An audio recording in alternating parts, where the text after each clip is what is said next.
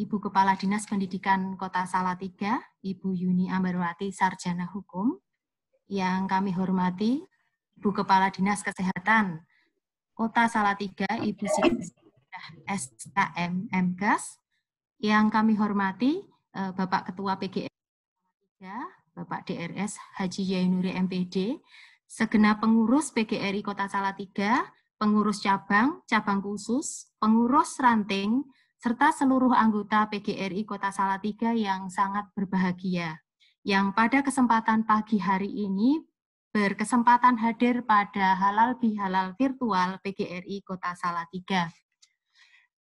Pertama dan yang utama, marilah kita panjatkan puji syukur kehadirat Tuhan Yang Maha Kuasa atas limpahan rahmat-Nya sehingga pada pagi hari ini kita semua di tengah keprihatinan bersama masih dalam pandemi COVID-19, kita dapat menjalin silaturahmi meski secara virtual. Sebelum acara kita mulai, perkenankan saya membacakan terlebih dahulu susunan acaranya. Acara yang pertama pembukaan, acara yang kedua pembacaan ayat suci Al-Quran, yang nanti akan dibawakan oleh Bapak M. Abdul Rohim SPDI, dilanjutkan dengan sari tilawah oleh Ibu Swastika Catur Isa Danila SPD. Kemudian acara yang ketiga sambutan Ketua PGRI Kota Salatiga.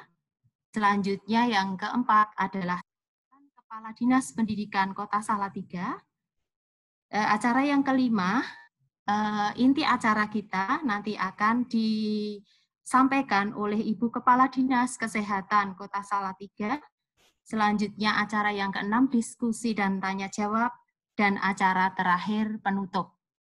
Marilah Bapak Ibu yang berbahagia, pada pagi hari ini kita awali kegiatan kita Halal Bihalal virtual PGRI Kota Salatiga dengan berdoa menurut agama dan kepercayaan kita masing-masing.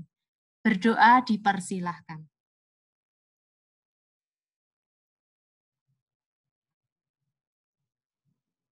Cukup?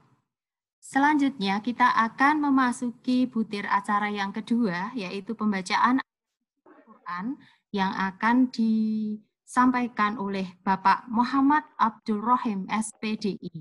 Dan selanjutnya dilanjutkan sari tilawah oleh Ibu Swastika Catur SPD. Kepada beliau berdua dipersilahkan.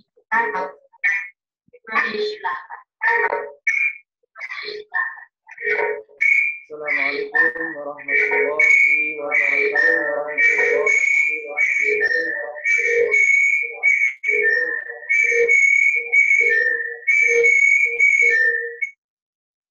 A'udzu billahi minasy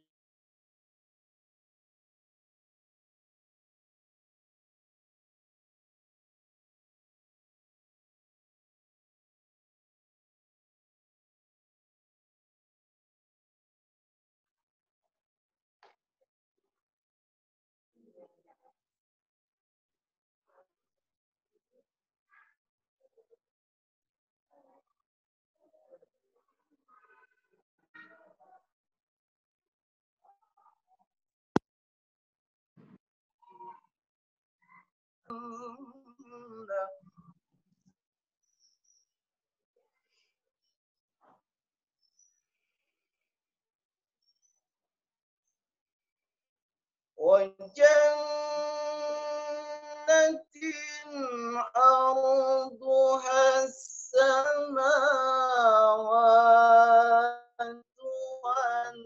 والأرض أعدت للمتقين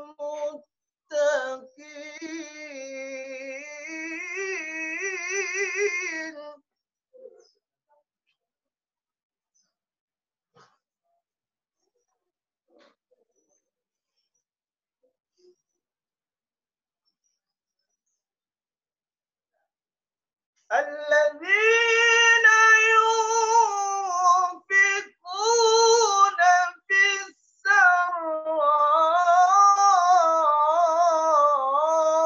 السراء والضراء والكاظمين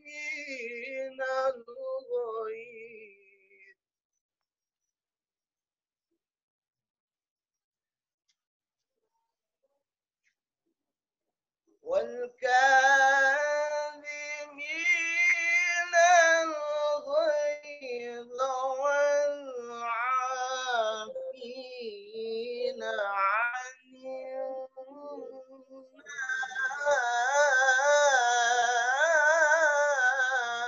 الناس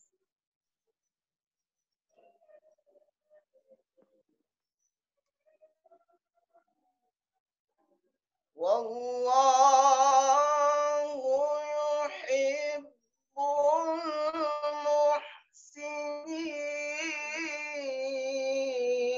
المحسنين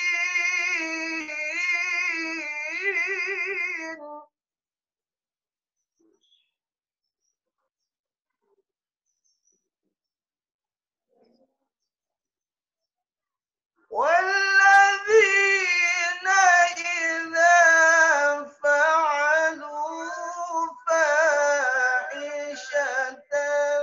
أو ظلموا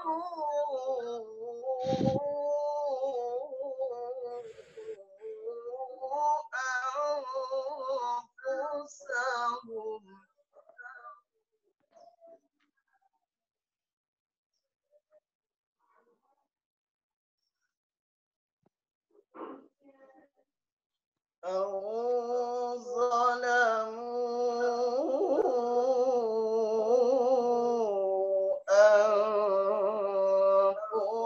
أنفسهم ذكروا الله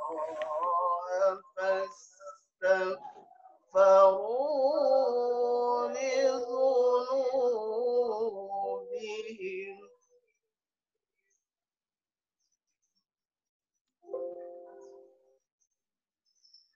ومن يغفر الذنوب إلا الله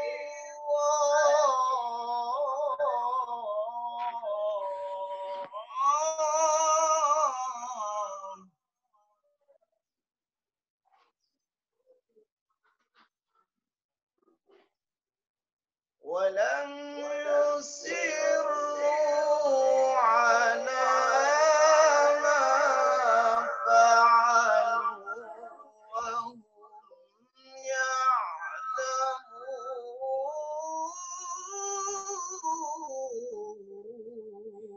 يعلمون صدق الله العظيم.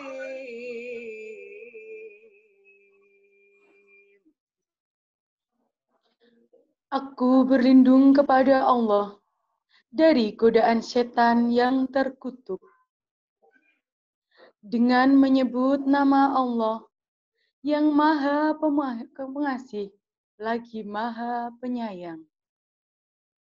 Dan bersegeralah kamu kepada ampunan dari Tuhanmu dan kepada surga yang luasnya seluas langit dan bumi yang disediakan untuk orang-orang yang bertakwa,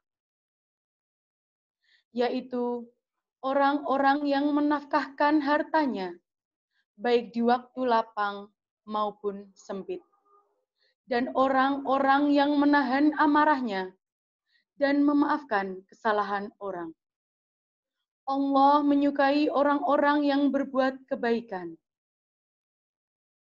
dan juga orang-orang yang apabila mengerjakan perbuatan keji atau menganiaya diri sendiri, mereka ingat akan Allah, lalu memohon ampun terhadap dosa-dosa mereka.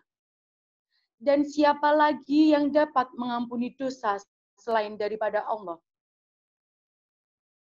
Dan mereka tidak meneruskan perbuatan kejinya itu, sedang mereka mengetahuinya.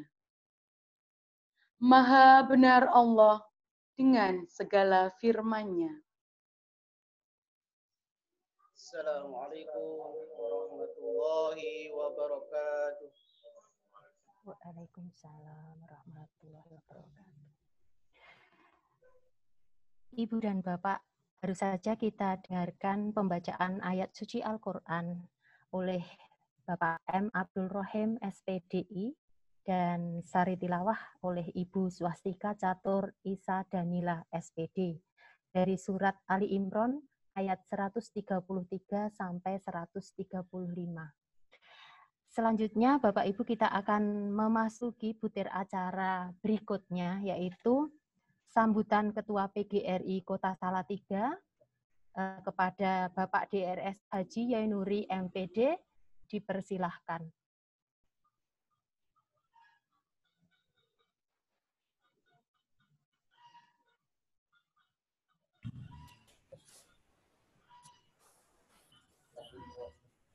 Assalamualaikum warahmatullahi wabarakatuh.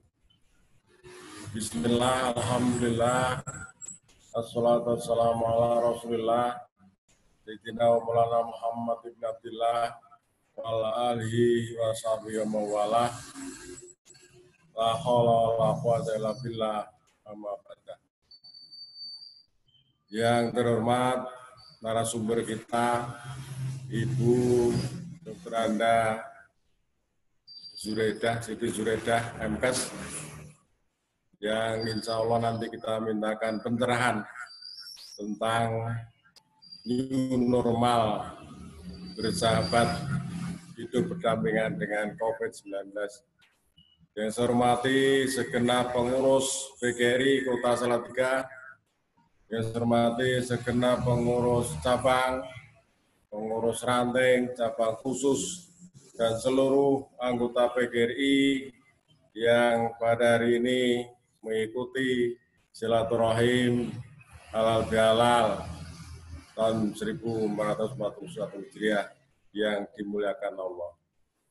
Tentu pertama-tama kita wajib bersyukur kepada Allah SWT, Tuhan Yang Maha Kuasa, bahwa pada kesempatan hari ini dalam situasi pandemi Corona, kita diberikan kekuatan baik fisik maupun pemikiran untuk dapat bertahan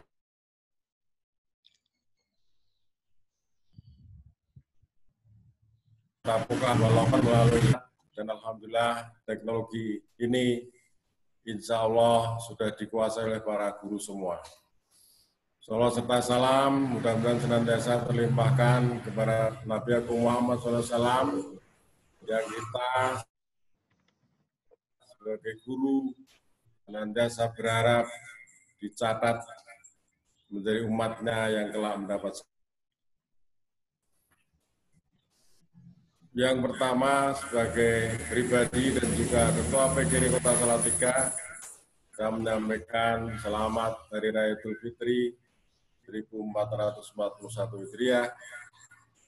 Minal aidin wal faizin, taqabbalallahu minna minkum, taqabbal ya karim, wa amin wa antum bi khair.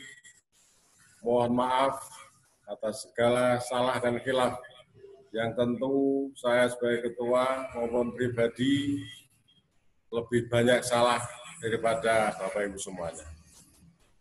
Semoga ibadah Ramadan kita diterima Allah SWT dan kita tergolong sebagai umat yang muttaqin sesuai harapan dari kita semua.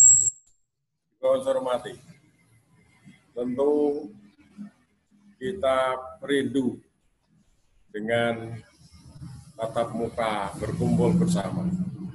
Apalagi dalam situasi Idul Fitri yang di tradisi kita, khususnya di Jawa dan Indonesia, ada tradisi halal bihalal yang biasanya di samping berkumpul disertai dengan sedekah dan makan bersama.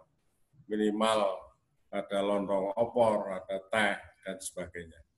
Namun pada situasi ini kita dengan sangat terpaksa, dengan ada hikmahnya, yaitu panitia menjadi hemat dalam hal konsumsi dan bisa diberdayakan dalam bentuk amal-amal jariah yang lain. Tentu termasuk kepada para guru kita yang masih belum memenuhi standar dalam hal penggajian, termasuk pada para siswa kita yang barangkali belum terjangkau oleh Android, dan jaringan internet dan sebagainya. Sehingga sumber daya ekonomi dalam hal biasanya untuk konsumsi halal bihalal bisa kita alihkan ke arah tersebut. Yang kedua, Bapak dan Ibu, kalau kita menyimak dari para pengambil kebijakan bahwa belum ada ketentuannya yang jelas kapan kita semua bisa kembali belajar di kelas, baik di pendidikan formal di sekolah SD, SMP, SMA, SMK, maupun di pondok-pondok pesantren. Untuk itu, kemarin hasil dari diklat jarak jauh, harapan saya ini bisa terus dikembangkan, sehingga kalau nanti apa yang disampaikan Pak Menteri, sistem belajar daring akan diteruskan sampai akhir tahun, sampai Desember, berarti kita, utamanya para guru, ini menjadi sudah siap dan terbiasa. Dan tentu tidak mengurangi kualitas pembelajaran kita. Dinamika memang terus terjadi. Ada yang ibu-ibu, kemarin di grup kita ada, bahwa mendesak untuk segera diadakan atau sekolah masuk kembali. Namun ada juga yang khawatir kalau anaknya ke sekolah nanti dikhawatirkan terserang oleh virus atau corona ini. Sehingga pro kontra ini kita serahkan sepenuhnya kepada para pengambil kebijakan. Kita harus mengikuti protokol yang telah ditetapkan oleh pemerintah. Tidak boleh bahwa kita berkeyakinan virus itu buatan Allah, kita pasrah mau mati apa tidak bisa. Kalau kita menjalankan new normal, nanti Bu Kepala DKK insya Allah akan menjelaskan, kita ini ibarat perang melawan virus ini, atau lawan kita yang tangguh, maka kita juga harus bersiap diri dengan persenjataan, pelindung diri, dan sebagainya. Sehingga tidak bisa sunnatullah bahwa Allah menularkan penyakit itu memang lewat jalan seperti itu.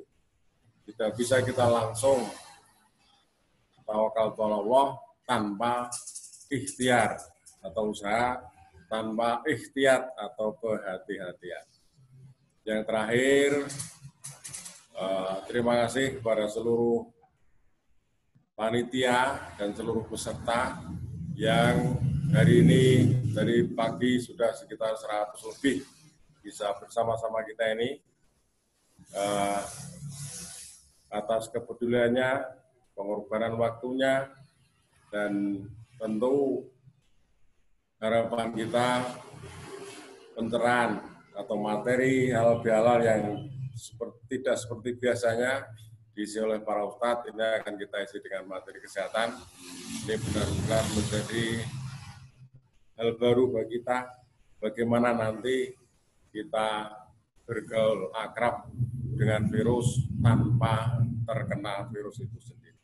Demikian, banyak kurang dan lebih, saya mohon maaf yang sebesar-besarnya. Selamat bersilaturahim sampai akhir nanti acara. Sekali lagi terima kasih. Saya Kriulul Muafiq ila Aqwamit Thoriq. Assalamualaikum warahmatullahi wabarakatuh. Disampaikan terima kasih kepada Bapak Ketua PGRI Kota Salatiga, Bapak DRS Haji Yainuri MPD, atas kata sambutannya. Kita memasuki butir acara yang keempat, sambutan dari Kepala Dinas Pendidikan Kota Salatiga yang akan disampaikan oleh Ibu Yuni Ambarwati, Sarjana Hukum. Kepada Ibu Yuni Ambarwati, Sarjana Hukum, waktu sepenuhnya dipersilahkan. Terima kasih atas waktu yang diberikan kepada kami. Bismillahirrahmanirrahim. Assalamualaikum warahmatullahi wabarakatuh. Selamat siang dan salam sejahtera untuk kita semua. Yang kami hormati Kepala Dinas Kesehatan Kota Salatiga, Ibu Siti Juraida SKM MKes, Yang kami hormati Ketua PGRI Kota Salatiga beserta segenap pengurus. Yang kami hormati Bapak Ibu Guru, ini hadir ya dari TK, SD, MI, SMP, MTS, SMA, ya, ini sekota Salatiga sebagai anggota PGRI Kota Salatiga, dimanapun Bapak Ibu berada. Puji dan rasa syukur marilah kita panjatkan kehadirat Allah Subhanahu wa Ta'ala yang senantiasa telah melimpahkan rahmat dan karunia-Nya sehingga pada siang hari ini kita dapat bersilaturahim secara virtual ini dalam keadaan sehat walafiat dalam rangka mengikuti halal bihalal keluarga besar PGRI Kota Salatiga. Pada kesempatan ini saya juga mengucapkan terima kasih kepada segenap pengurus PGRI Kota Salatiga yang telah menyelenggarakan kegiatan halal bihalal ini yang dikemas dengan acara sosialisasi terkait dengan menyikapi COVID-19 ini di era new normal. Ibu Bapak dan hadirin yang kami hormati, atas nama pribadi dan atas nama Dinas Pendidikan Kota Salatiga, saya mengucapkan selamat Hari Raya Idul Fitri 1 Syawal 1441 Hijriah. Minal aizin wal faizin, mohon maaf lahir dan batin. Tentunya kita selalu berdoa semoga ibadah puasa kita ini diterima oleh Allah Subhanahu wa Ta'ala, dan Idul Fitri ini tentunya akan menandai kita ini menjadi pribadi yang lebih istiqomah, kita akan menjadi lebih baik, lebih beriman, bertakwa, dan tentunya lebih bermanfaat untuk sesama. Ibu Bapak dan hadirin yang kami hormati, pada kesempatan kali ini perlu kami sampaikan dengan merebaknya pandemi COVID-19 ini, tentunya ini membawa perubahan yang luar biasa ini di bidang pendidikan. Muncul regulasi-regulasi baru terkait di bidang pendidikan, dan perlu kami informasikan juga bahwa saat ini masa darurat ini masih ditetapkan di Kota Salatiga. Ini sampai tanggal 30 Juni 2020. Kemudian terbit surat edaran Mendikbud ini nomor 14 tahun 2020 itu terkait dengan pelaksanaan kebijakan di bidang pendidikan di masa darurat penyebaran COVID-19 di mana KBM kegiatan belajar mengajar untuk anak-anak kita ini dilakukan di rumah atau belajar dari rumah dengan pembelajaran jarak jauh dengan sistem daring. Kemudian yang terakhir ini muncul SE baru juga terkait dengan SE nomor 15 ini tahun 2020 ini tentang pedoman penyelenggaraan belajar dari rumah di masa darurat COVID-19. Nah, mensikapi dengan hal tersebut, kami dari Dinas Pendidikan, kami juga mengeluarkan SE kemarin yang terakhir, SE Kepala Dinas terkait dengan KBM untuk anak-anak kita. Dengan masa darurat, perpanjangan masa darurat ini, tentunya kami dari Dinas pun juga belum berani untuk menerbitkan terkait dengan anak-anak untuk belajar di sekolah, sehingga perpanjangan SE kami dari dinas kami ambil kebijakan perpanjangannya langsung kami perpanjang sampai tanggal 11 Juli karena tanggal 22 nanti pun ini sampai tanggal 11 anak-anak kita ini akan libur akhir semester, sehingga langsung kami perpanjang, juga melihat perkembangan, ya, melihat perkembangan kasus positif yang ada di Kota Salatiga, sehingga berdasarkan rapat dengan tim gugus tugas, kebijakannya untuk anak sekolah ini diperpanjang sampai 11 Juli. Nah, tentunya pada tanggal 13 Juli nanti pun, ya, ini kita akan memasuki tahun ajaran baru 2020-2021. Namun, ya, tahun ajaran baru ini kita mengikuti kebijakan dari pemerintah pusat. Kalaupun tahun ajaran baru tetap di tanggal 13 Juli, namun bukan berarti nanti KBM ini dilakukan secara tatap muka. Artinya anak kembali ke sekolah. Ini belum tentu, karena kita harus melihat bagaimana perkembangan terkait dengan penyebaran COVID di daerah.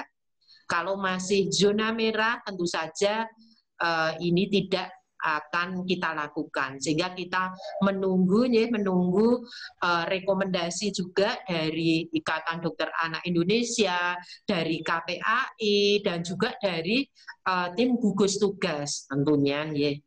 Nah, dengan pandemi COVID-19 ini, Bapak Ibu, tentunya memang merubah terkait dengan sistem belajar yang ada di sekolah. Bapak Ibu dituntut untuk dapat memberikan pembelajaran secara jarak jauh dengan sistem daring. Artinya pemanfaatan teknologi informasi ini harus digunakan, dan alhamdulillah, ya, khususnya di Kota Salatiga semua bisa melaksanakan PJJ dengan sistem daring.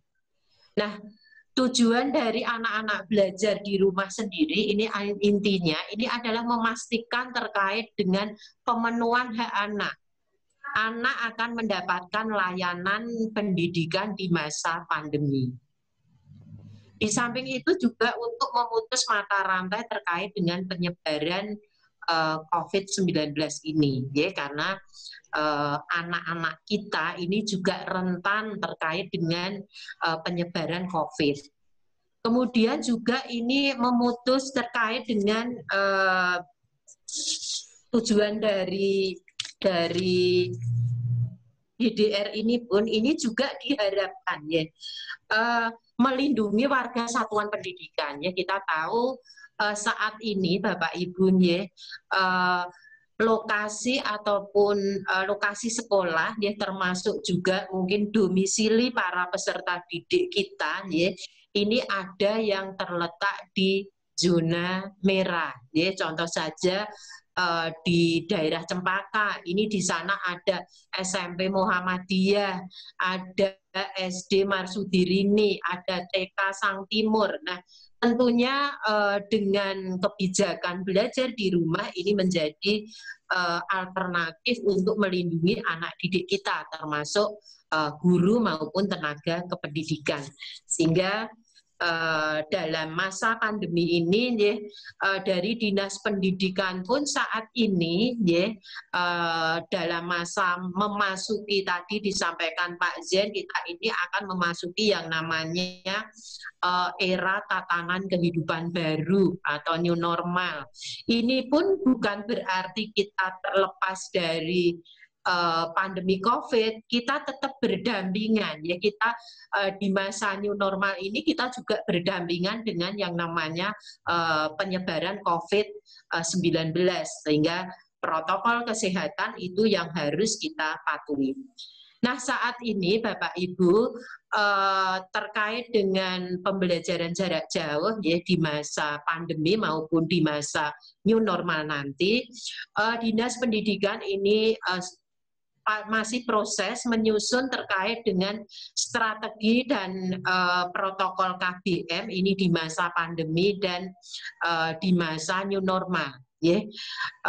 Protokol kesehatan yang ada di sekolah ini kita siapkan, ya, terkait strategi bagaimana nanti kita mensosialisasikan kepada orang tua dan peserta didik baru juga.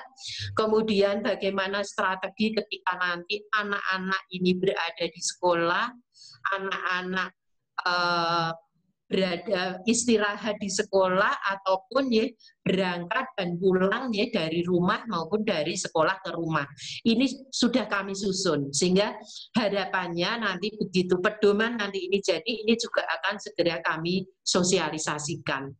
Nah, tentunya ya banyak sekali kendala maupun masalah yang dihadapi anak-anak kita pada saat PJJ secara daring. Ya. Namun kebijakan pemerintah pun ya ini sudah diterbitkan terkait dengan pembiayaannya, yaitu dengan dana BOS, ya, dana BOS reguler, di mana penggunaannya ini akan lebih fleksibel. Ini dalam upaya pencegahan penyebaran COVID-19. Nah, terkait dengan kebijakan-kebijakan yang dilakukan oleh dinas ataupun disusun oleh dinas, ini juga termasuk pada saat nanti kita menghadapi MPLS, ya, masa pengenalan lingkungan sekolah untuk peserta didik baru. Ini juga kami siapkan pedomannya, ya, sehingga harapannya saat ini kami belum berani untuk memasukkan atau membuka anak sekolah kembali ke sekolah, ya, ini untuk secara tatap muka, namun tetap ini kita lakukan secara daring, sehingga MPLS pun nanti juga akan kita lakukan secara daring, ya, sehingga nanti kita akan mendengar penjelasan nanti dari Ibu Kepala DKK, ya, bagaimana terkait mensikapi terkait COVID nanti, termasuk boleh tidak ketika di masa pandemi ini kita membuka sekolah, ya, karena dikhawatirkan nanti akan muncul klaster baru anak sekolah. Ya, ini tidak kita inginkan, sehingga harapannya anak-anak kita ini tetap kita lindungi, ya, sehingga kita pembelajaran ini masih dilakukan dengan KBM. Nah, Ibu Bapak yang kami hormati, kami juga berpesan kepada Bapak Ibu guru, ya, di masa pandemi ini tentunya tugas Bapak Ibu guru ini juga semakin berat, ya. Bagaimana Bapak Ibu guru ini untuk memanfaatkan terkait dengan teknologi informasi. Nah, tentunya ini Bapak Ibu memasuki masa liburan nanti, ya, liburan akhir semester. Kami berharap Bapak Ibu ini sudah mulai menyiapkan kembali pembelajaran jarak jauh untuk semester berikutnya, ya, karena ini kan dimungkinkan anak-anak masih belajar di rumah. Nah, di dalam SE yang baru itu sudah ada, ya, sudah diatur secara jelas bagaimana prinsip terkait dengan PJJ, bagaimana metode dan media pembelajaran jarak jauh baik secara daring maupun secara luring yang harus dilakukan oleh kepala sekolah, oleh guru maupun oleh tenaga kependidikan, termasuk orang tua. Nah, tentunya kami berharap Bapak Ibu untuk mencermati regulasi-regulasi yang muncul di masa pandemi ini. Ya, karena ini terkait dengan bagaimana Bapak Ibu memberikan pembelajaran kepada anak didik kita. Nah, tentunya dengan masa pandemi ini, ya, Bapak Ibu guru ini selaku mempunyai tugas, ya, Bapak Ibu sebagai motivator untuk anak-anak, untuk orang tua, kemudian juga Bapak Ibu guru ini juga menjadi inovator bagi peserta didik kita dengan membuat inovasi-inovasi baru di dalam pembelajaran jarak jauh. Juga kita perlu mengevaluasi, ya, Bapak Ibu selaku evaluator. Mari kita evaluasi bagaimana PJJ kemarin, ya, yang sudah dilakukan sejak bulan Maret, ya, 16 Maret sampai hari ini. Coba kita evaluasi bagaimana dengan anak didik kita, bagaimana anak-anak didik kita yang mungkin tidak bisa mendapat PJJ dengan daring karena mungkin keterbatasan sarana prasarana. Sehingga ini menjadi PR bagi Bapak Ibu guru dan juga Bapak Ibu kepala sekolah, ya. Sehingga kami berharap di masa liburan ini mari kita gunakan, mari kita persiapkan PJJ ke depan ini dengan lebih baik, terstandar, ya, sehingga sambil menunggu kebijakan yang ada yang muncul dari pemerintah pusat. Nah, mungkin itu beberapa hal yang dapat kami sampaikan, Bapak Ibu. Sekali lagi kami ucapkan terima kasih. Mudah-mudahan ya meskipun masa pandemi kita tidak bisa bersilaturahmi secara langsung, tidak bisa menyelenggarakan sosialisasi secara langsung, tapi kita bisa memanfaatkan dengan webinar. Monggo nanti dari PGRI bekerja sama dengan dinas, ya, maupun mungkin Dewan Pendidikan, kita tetap berupaya bisa memberikan layanan pendidikan ini secara maksimal, dan berkualitas, sehingga anak-anak kita tetap mendapat hak-haknya terkait dengan layanan pendidikan. Dan tentunya juga kami berpesan, ya, patuhi protokol kesehatan, ya, terkait dengan menggunakan masker, ya.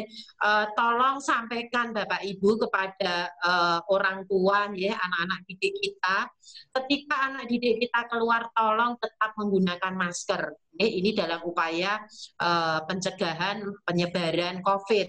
Juga termasuk, ya, terkait dengan cuci tangan, ya, cuci tangan pakai sabun di air mengalir, dan juga jaga jarak, ya. Nah, tentunya kalau kita bisa mematuhi protokol kesehatan, nanti tatanan hidup baru, ya, ini juga akan kita menghadapi ini juga dengan protokol kesehatan yang sangat ketat, sehingga ini sudah mulai dibiasakan, sehingga harapannya kita siap untuk menghadapi era new normal ini dengan tetap semangat, dan tentunya kita selalu berdoa kepada Allah SWT, semoga pandemi ini bisa segera berakhir. Terima kasih atas perhatiannya, dan kami mohon maaf apabila ada tutur kata yang kurang berkenan. Akhirnya kami akhiri. Billahi taufik wal hidayah. Wassalamualaikum warahmatullahi wabarakatuh. Kami sampaikan banyak terima kasih kepada Ibu Kepala Dinas Pendidikan Kota Salatiga yang berkenan memberikan kata sambutan pada acara Halal Bihalal PGRI Kota Salatiga pada pagi siang hari ini. Kita akan melanjutkan rangkaian acara kita, yaitu butir acara yang kelima. Isian acara Halal Bihalal akan disampaikan oleh Ibu Kepala Dinas Kesehatan Kota Salatiga kepada Ibu Siti Zuraidah SKM, MKes, dipersilahkan.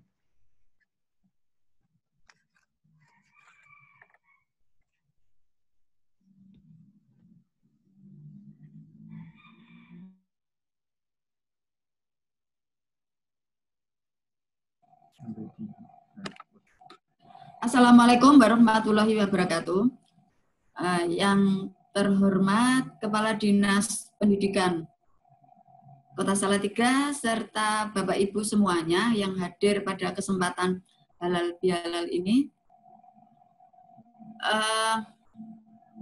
Dalam suasana Lebaran, yang pertama saya atas nama pribadi dan dinas mohon maaf lahir batin segala kekurangan di dalam pelaksanaan pelayanan atau sikap atau apapun selama ini, termasuk akhir-akhir ini dalam menghadapi masa pandemi COVID. Bapak Ibu yang kami hormati, langsung saja sebetulnya saya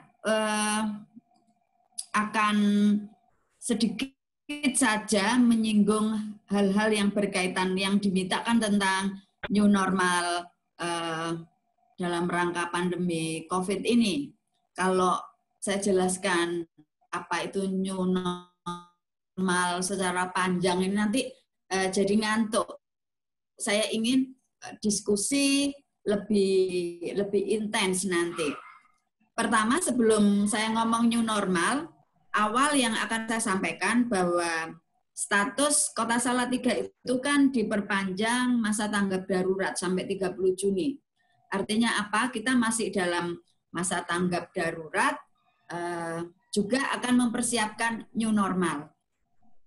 Banyak masyarakat, ya termasuk di dunia pendidikan, ya termasuk justru kami di bidang kesehatan, pengen sekali segera new normal. Tapi apa sih yang nanti akan kita lakukan dalam menyongsong new normal ini? Bapak Ibu yang kami hormati, gambaran normal seperti sebelum ada COVID. Jadi kalau saya ibaratkan, awal sebelum ada kasus COVID ya, sampai Januari kemarin, katakanlah kita hidup normal tanpa COVID. Jadi bisa sesuka kita, sesuka ngerumpi, sesuka dan lain sebagainya. Kemudian kalau Salatiga mulai akhir Maret ada kasus yang positif. Ya, pertengahan Maret sudah ada ODP orang dalam pemantauan. Kemudian COVID terus meningkat sampai kemarin kasus yang paling tinggi yaitu sebanyak 16 kasus itu di minggu keempat Mei, kemudian berangsur turun. Nah, masa COVID kemudian apakah COVID bisa hilang? Sampai saat ini sebelum ada vaksinnya tidak bisa hilang. Jadi istilahnya kalau saya mengutip apa yang disampaikan Pak Jokowi itu adalah kita harus berdamai. Damainya itu bukan berarti gini, ada yang menentang. Damai itu kan harus kedua belah pihak. Kalau kita damai, COVID-nya tidak damai, tidak jadi damai. Tapi berdamai dalam hidup berdampingan dengan COVID.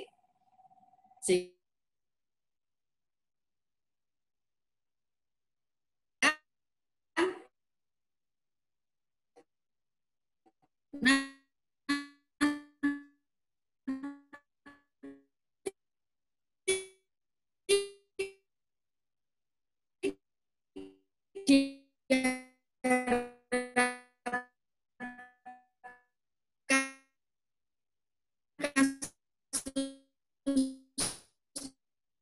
turun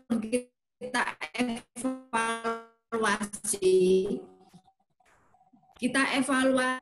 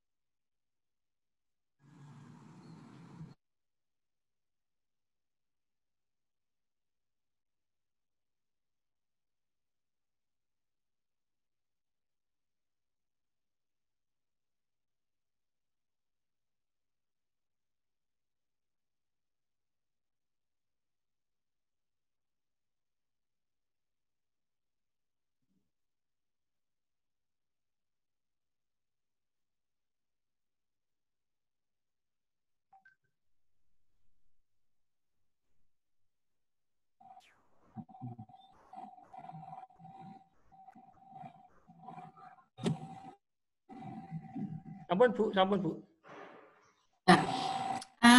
Mohon maaf, ya nasib di era ini kami kebakaran gudang obat, kemudian gedungnya mau ambruk, sekarang pindahan di gedung sebelah, COVID lagi, jadi agak ada trouble di connect internet kami. Nyambung. Salatiga itu statusnya, ini semuanya rata, merah membara. Jadi merah dengan tingkat penularannya di atas 1,7. Artinya gini, di tengah masyarakat, katakanlah di tengah masyarakat kita kalau punya kasus posisi sekarang 49 itu 1,7 atau 2 itu akan menularkan sekitar 80 atau 98 orang terus gitu akan menular. Nah ini yang berbahaya, tidak boleh. Karena itu angka penularan Kota Salatiga harus diturunkan sampai di bawah 1. Jadi bersabar untuk bagaimana kita new normal, kita bekerja sama untuk menurunkan semua penularan yang ada di masyarakat. Yang dilaksanakan oleh kami, jajaran pemerintah Dinas Kesehatan, melakukan tes rapid secara besar-besaran, masif di masyarakat. Kemudian 2, melakukan tes swab untuk laboratorium PCR secara agresif. Nah, Bapak Ibu yang kami hormati, new normal ini kalau posisi sekarang tadi saya katakan merah membara Salatiga. Kasusnya positifnya 49. Bahkan kemarin terakhir kita menemukan satu kasus WNA dari Italia, WNA tapi berkunjung di Indonesia mau pulang diperiksa swab positif. Kemudian ODP-nya sudah mulai naik. ODP itu orang dalam pemantauan yang mempunyai gejala. Karena kita dinilai merah itu adalah Salatiga itu daerah dengan transmisi lokal penularannya. Orang tidak perlu pergi ke luar negeri, di internal saja kita itu sudah bisa menularkan. Jadi antar kita menularkan, transmisi lokal itu yang berbahaya sekali.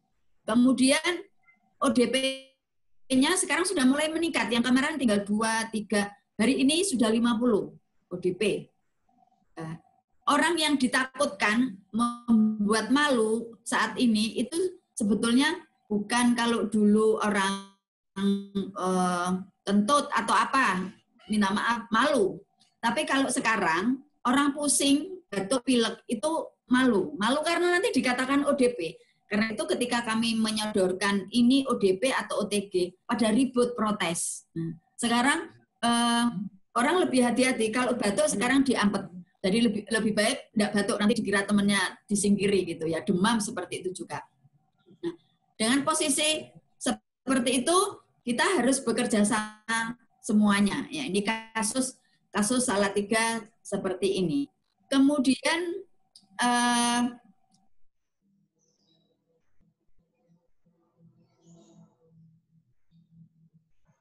ini sekarang apa yang akan kita siapkan selain di jajaran kesehatan menyiapkan mengetes semua banyak orang.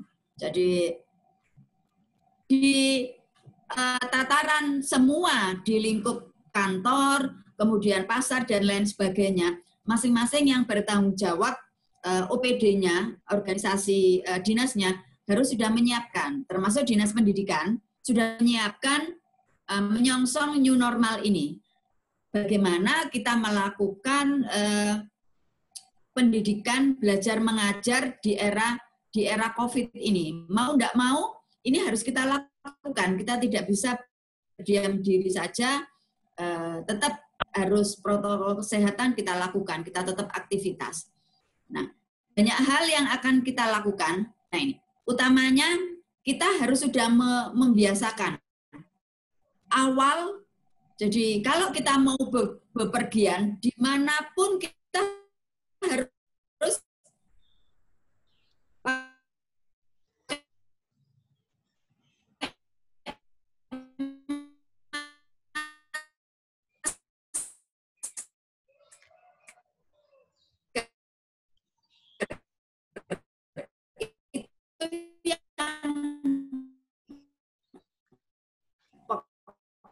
Bapak Ibu menutupi masker. Nah, masker 95% itu akan menghalangi penularan.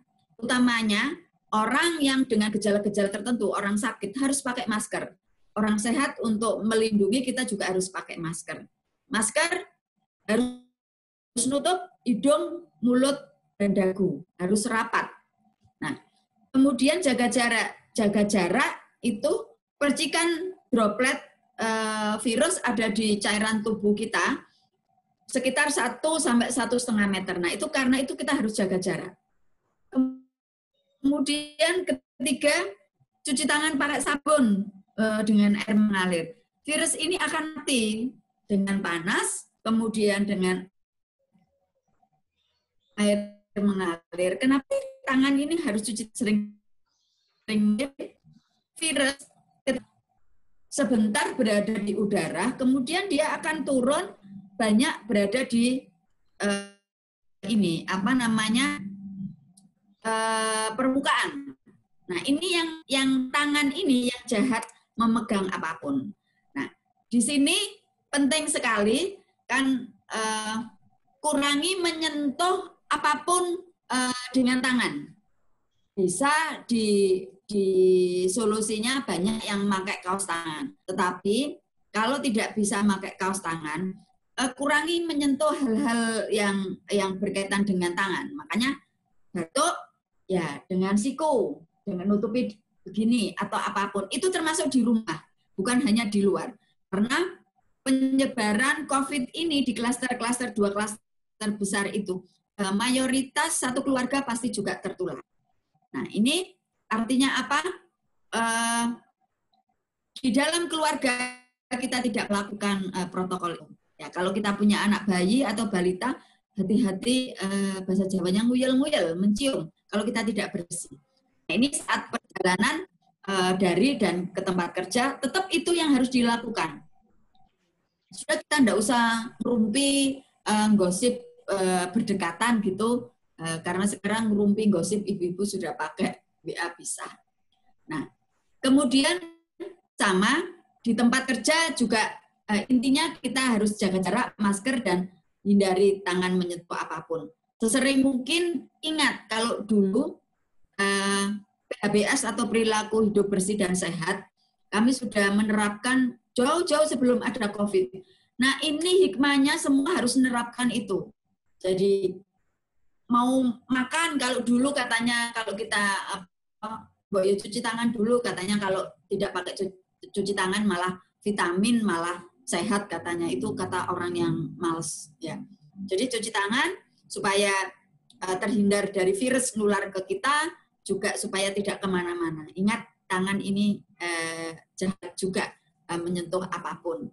Nah, kemudian selain itu yang harus kita terapkan bahwa Bapak Ibu dalam new normal ini kita juga harus meningkatkan daya tahan tubuh. Daya tahan tubuh meningkatkan seperti apa? Ya tentu saja jangan lupa olahraga tetap yang teratur. Jangan alasan karena suasana seperti ini tidak bisa olahraga. Senam di rumah bisa, apapun bisa dilakukan ya. Jogging juga masih bisa. Kemudian kelola stres. Stres itu kita kan sudah terbiasa stres. Bapak itu stres juga tidak kerasa. Ibu-ibu tiap hari kelihatannya stres. Hobi juga kita ngomel-ngomel ya. Ada COVID atau tidak, ya hobi. Nah, kelola stres yang tidak merasa ini bahaya kalau tidak kita kelola. Ya, kalau hobinya membaca, ya lakukan pelampiasan dengan membaca. Untung kalau dikatakan orang stres itu tandanya yang paling gampang ya, ada uji stres, sulit tidur. Untung saya itu gampang tidur, jadi saya menilai diri saya tidak stres. Kemudian sulit makan, nah yang ini tidak tahu saya sulit makan. Kemudian kelola stres lagi, kalau sudah lupa naruh barang-barang atau apa itu tandanya sudah stres. Lupa apapun bentuk pekerjaannya yang gampang lupa. Nah itu intinya banyak membaca, banyak zikir, banyak apa, itu adalah menghilangkan stres. Jadi kita harus mengelola stres. Nah, lakukan aktivitas yang menyenangkan. Kemudian makan yang bergizi. Saya tidak harus mengajari makanan yang bergizi seperti apa. Yang jelas kebiasaan masyarakat di sini paling suka makan yang saya tahu adalah gorengan. Saya tahu karena saya asli dari Surabaya. Jadi gorengan itu bisa saya hitung dengan jari. Enggak pernah tertarik karena tidak terbiasa makan gorengan-gorengan yang dijual. Kalau orang sini, ya mohon maaf, puasa itu katanya kalau enggak makan gorengan berbuka tidak afdol. Nah ini kurangi karena minyaknya sudah berulang-ulang dipakai dan itu membuat iritasi. Kemudian biasakan minum minuman hangat. Tadi virus ini kan mati dengan suhu panas, suhu tertentu, bukan yang 100 derajat. Tapi sudah biasakan minum hangat. Jadi virus ini juga banyak di tenggorokan itu, jadi otomatis juga akan mengurangi iritasi dan lain sebagainya. Biasa minum yang hangat, ya, yang hangat. Kalau teh ya teh hangat, apapun, nah air putih ya air putih yang hangat. Ya. Kemudian makanan yang bergizi lain tidak harus selalu orang mengkonsumsi nasi. Karbohidrat itu didapatkan dari banyak hal sumber.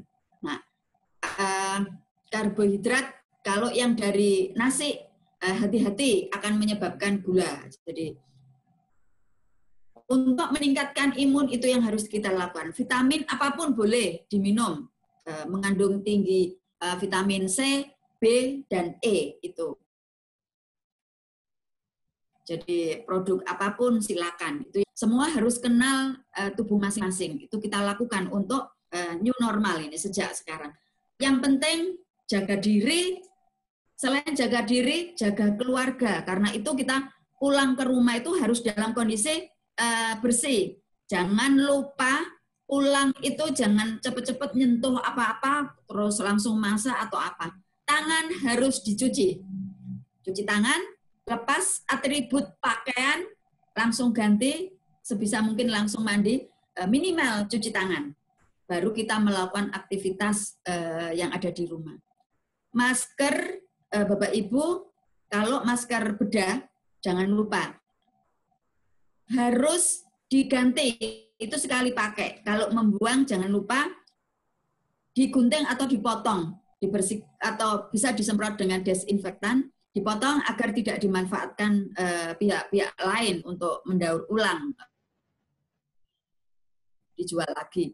Masker kain harus dicuci, banyak yang dipakai berhari-hari. Sebetulnya maksimal dipakai masker kain itu 4 jam. Jangan bolak-balik dipegang atau apa. Masker itu cara megangnya kalau berupa tali ini. Jadi yang dipegang melepas talinya ya, bukan tengahnya ini. Tali lepas itu. Jadi hati-hati masker tali yang dipakai. Jadi jangan dipegang ininya bagian depan. Ya. Kemudian cuci tangan ini kalau tidak ada air memang bisa diganti dengan hand sanitizer. Tetapi semakin sering kita menggunakan hand sanitizer, tangan kotor, kemudian kita mau makan dipakai hand sanitizer, ini kan semakin lengket, semakin juga kotor. Nah itu kalau selama masih ada air mengalir dengan sabun lakukan itu, ya. Jaga jarak sudah, terus kita tetap mengutamakan tadi kelompok-kelompok rentan. Kelompok rentan itu siapa? Bayi, balita, anak-anak. Ingat, di Salatiga ketiga sudah mulai ada kasus bayi, balita, anak-anak. Sebesar sekitar 11%. Jadi, bayi, balita rentan harus dilindungi. Bagaimana melindungi kalau ini berada di rumah? Ya, kemana-mana tidak usah dibawa. Jangan ke warung dibawa, ke nanti new normal itu kan sudah bertahap, ini sudah mulai dibuka kalau di pusat ya, pertokoan dan lain sebagainya. Tidak usah dibawa di mall, tidak usah dibawa ke pasar, sudah di rumah saja, bayi, balita. Kemudian anak-anak tadi Bu Yuni menyampaikan di sekolah, kalau dibuka sekolahan, anak-anak paling sulit menerapkan protokol ini. Jadi diupayakan nanti kita sudah mengkomunikasikan jangan istirahat yang bergerombol, hindari gerombolan. Jadi kerumunan itu kita hindari karena kasus yang ada di Salatiga sebagian besar Jadi hanya ada 8 kasus yang berasal dari orang yang dengan gejala. Lainnya tidak gejala. Jadi orang yang tanpa gejala di Salatiga itu positifnya berarti orang Salatiga daya tahan tubuhnya bagus, imunnya bagus. Negatifnya apa? Kita tidak tahu di antara kita siapa yang potensial menularkan. Karena kalau tidak diperiksa, kita tidak tahu. Karena mereka semua, sebagian besar kasus-kasusnya di 2 klaster ini sehat-sehat saja. Artinya apa? Diri tidak merasa itu lebih sulit. Tidak merasa sakit, tapi tubuhnya positif COVID. Nah, ini siap menularkan, terutama di anggota keluarganya. Nah, ini yang betul-betul yang harus kita melindungi diri kita. Karena itu, dalam rangka new normal ini, kita lakukan pemeriksaan secara besar-besaran di masyarakat terbuka dengan secara acak. Acak itu memang untuk mencari besaran penularan di dalam masyarakat. Jadi tidak seluruhnya. Kemudian juga swab. Itu yang paling utama. Terus terakhir kelompok rentan, yang terakhir adalah kalau kita ini atau orang-orang di dalam keluarga kita ada kelompok-kelompok rentan lansia atau yang mempunyai penyakit kronis. Penyakit kronis itu penyakit yang tidak menular. Bisa DM, bisa TBC, bisa hipertensi, terus asma, TBC. Nah, ini waspada. Ini rentan sekali. COVID ini menyerangnya utamanya nanti ke paru-paru. Orang TBC semakin sulit nanti bernafas. Asma juga begitu. Hipertensi, pompa untuk denyut jantung itu akan semakin keras. Gula juga begitu. Nah, ini yang harus kita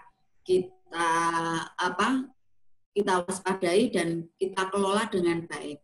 Ini nanti yang akan kita siapkan menuju new normal. Ayo, Bapak Ibu, dalam rangka menuju new normal itu habit atau perilaku hidup bersih sehat yang harus kita biasakan pada diri, keluarga, dan orang sekitar kita. Kemudian ayo mulai saat ini kita juga harus menurunkan angka penularan COVID-19 di Kota Salatiga sehingga kita segera menuju new normal, bisa beraktivitas tapi dengan protokol kesehatan. Jadi mungkin itu berharap diskusi yang akan bisa sangat bermanfaat untuk kita semua. Itu yang bisa saya sampaikan. Terima kasih. Ada pertanyaan, monggo diskusi ditanyakan berkaitan dengan kebijakan atau apapun. Kebijakan satu yang saya tambahi, orang COVID positif itu harusnya tidak semuanya dirawat di rumah sakit. Jadi positif ada yang tanpa gejala atau gejala ringan, itu dia cukup isolasi mandiri sebetulnya. Kemudian yang kedua, gejala sedang dan berat. Gejala sedang itu di fasilitas layanan rawat darurat, kemudian yang gejala berat baru ke rumah sakit. Tetapi kebijakan di Salatiga, selama rumah sakit mampu menampung, tetap akan kita rawat untuk memutus penularannya. Begitu ya. Terima kasih. Assalamualaikum warahmatullahi wabarakatuh. Waalaikumsalam.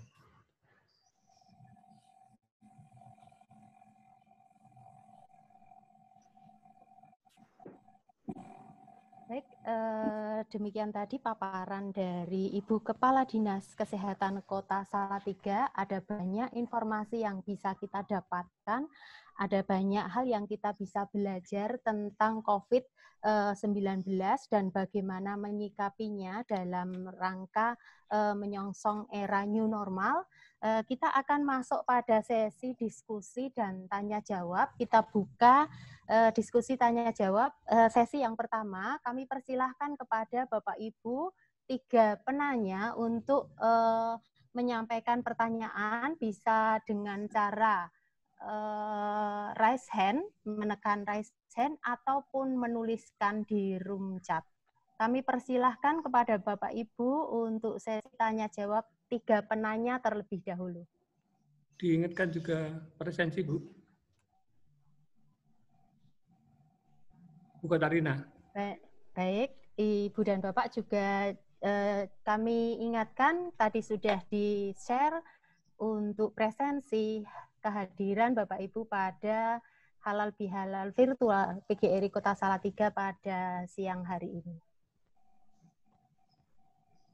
Dipersilahkan pada Bapak Ibu kesempatan yang luar biasa ini ketemu Ibu Kadinas yang selama ini mungkin kita mendapatkan informasi dari sosmed dan sekarang kita ketemu dengan Ibu narasumber kita pada pagi siang hari ini. Ada banyak ya hal yang mungkin bisa ditanyakan terkait bagaimanakah kita menyikapi era new normal ini, utamanya di dunia pendidikan, karena kita tahu bahwa dunia pendidikan itu mulai dari TK atau PAUD, TK, SD, SMA, perguruan tinggi, tentu saja tidak mudah untuk menangani, dan tadi sudah disampaikan oleh Ibu Kadinas Pendidikan bahwa banyak hal yang harus disiapkan untuk menghadapi era new normal, utamanya di bidang pendidikan, karena kita menyangkut anak didik, tentu keselamatan, keamanan itu diutamakan. Baik, Bapak Ibu dipersilahkan. Apakah sudah ada yang raise hand? Pak Mahbub, tolong dibantu. Saya itu raise hand, tujuannya ada 2. Yang satu memang bertanya, yang kedua saya kan punya akun 2, akun operator dan akun pribadi. Bapak Ibu sekalian bisa ngacungkan tangan seperti yang saya sampaikan acungan tangan ini untuk menanyakan materi pada Bu pemateri. Jadi saya Bu Kadinas, saya ingin bertanya tentang kasus yang menimpa Salatiga. Menurut saya, secara geografis kan kecil Salatiga itu. Dengan COVID yang begitu banyak di Salatiga, itu sepertinya kok sudah layak menyelenggarakan lockdown wilayah. Nah, kenapa Salatiga belum melakukan itu? Mungkin Ibu Kadinas bisa menerangkan, karena resikonya nanti akan lebih besar ketimbang hanya lockdown yang diserahkan per RT RW secara mandiri. Monggo Bu Kadinas, kalau mungkin ada penerangan dari teman panjenengan sehingga Salatiga sampai sekarang belum ada membuat kebijakan teknis yang berkaitan dengan lockdown wilayah kota. Monggo Bu. Ya, terima kasih. Sebetulnya Indonesia tingkat pusat saja tidak melakukan lockdown, Mbak. Lockdown itu menutup akses semuanya. Salatiga kebijakan wali kota bersama Forkompimda, kita istilahnya tanggap darurat. Nah, kasus di Salatiga itu memang sih menyebar di semua kecamatan, tapi ada kriteria khusus ya. Klaster pertama, klaster Amerika, itu ketemu 2 positif itu selesai, sudah tidak nular kemana-mana. Jadi sudah 2 itu. Kemudian klaster yang kedua kemarin yang Eropa itu tuh sudah selesai sebetulnya 4 orang, 1 keluarga. Jadi nyonya G, anak, suami, menantu. Nah, kemudian dari klaster Eropa ini, nah ini yang menular kemudian ke geret ke salah satu yang di Blondo Celong. Nah ini sampai 26 orang. Dari itu geret lagi klaster yang di Cempaka, itu 12 orang.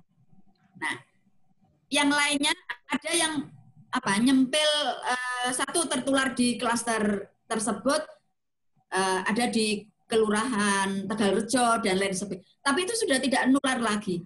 Hanya 2 ini yang. Nah, karena itu 2 ini di masa perpanjangan tanggap darurat kita pegang, kita perketat selama 14 hari ini.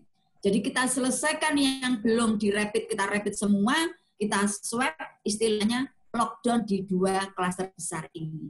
Jadi mungkin ya pemerintah di pusat saja tidak melakukan lockdown karena ya kalau saya dari unsur kesehatan mengatakan dampaknya lockdown itu kan yang lebih besar lah, masalah ekonomi dan lain sebagainya. Sehingga kalau Salatiga ini tadi kemarin kita usulkan rekomendasi memang 2 klaster ini kita habiskan, kita periksa semua. Jadi kalau ketemu segera kita isolasi tata laksana supaya tidak menular lagi gitu. Nah, sementara yang di kelompok pasar, kemudian pedagang, kemudian tukang parkir, becak, ojol, semuanya kita periksa. Gitu, Pak. Terima kasih.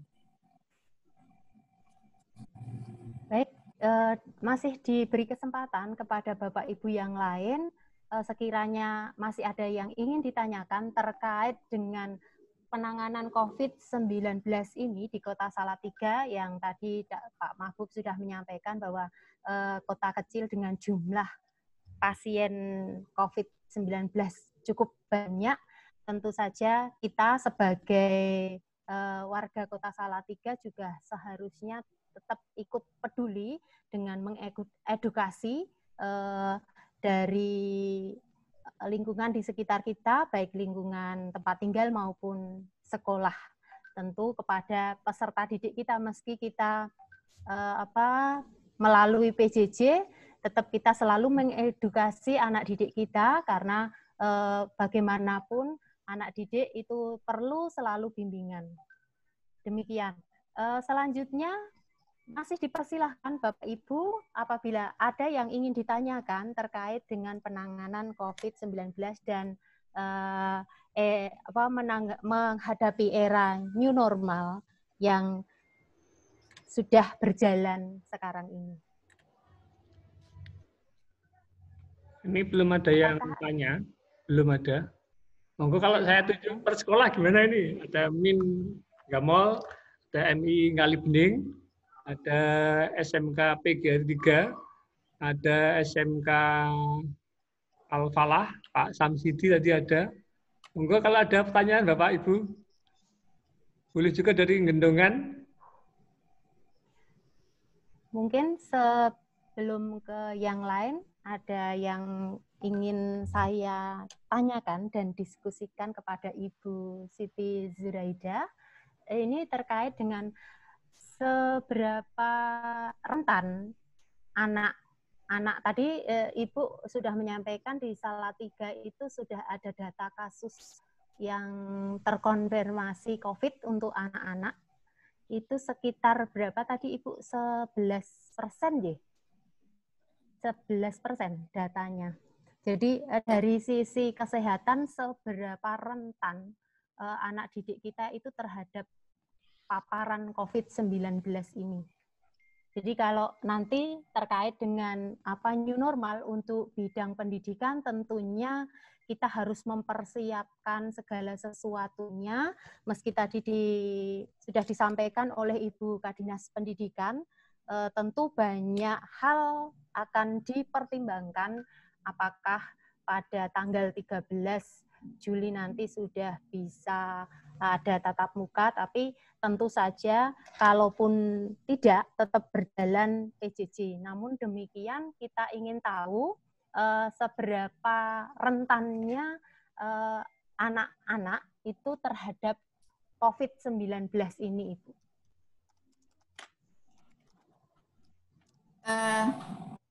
Baik, Bu. Tadi sebetulnya cara menghindari penularan COVID ini, saya simpel, mudah. Satu, tahan tubuh ya. Karena semua penyakit yang disebabkan oleh virus itu self-limited disease. Jadi dia akan sembuh sendiri dengan daya tahan tubuh yang bagus, virus. Influenza contoh, itu sebetulnya tidak usah obat. Obat itu kan hanya untuk mengatasi gejala. Tetapi virus itu akan sembuh selama, kalau influenza katakanlah seminggu. Nah, kalau COVID ini 14 hari.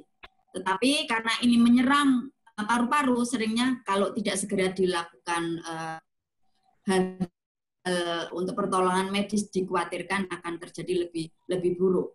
Nah, selain daya tubuh, 3 hal itu yang akan menghalangi memang. Satu, jarak tadi karena tularnya lewat percikan, masker, dan cuci tangan. Pada kasus anak-anak, habit itu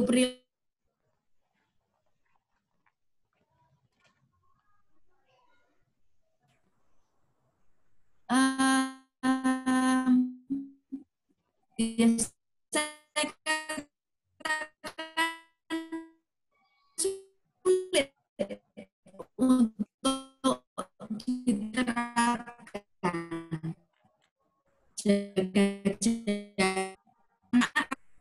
Sekolah langsung terjadi klaster baru. Protokol di Salatiga jam pulang kan langsung bareng. Itu yang harus dihindarkan, itu yang harus menjadi perhatian. Jadi jaga jaraknya enggak bisa.